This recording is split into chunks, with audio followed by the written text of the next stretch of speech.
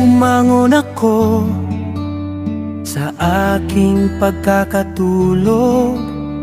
Nakikita ko mga ibon mula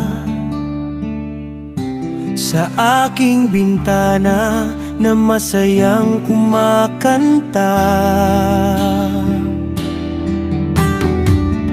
Pakiramdam ko nag-iisa at nalulungkot ako.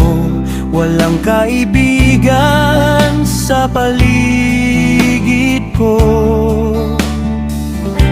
Umiyak ako kasabay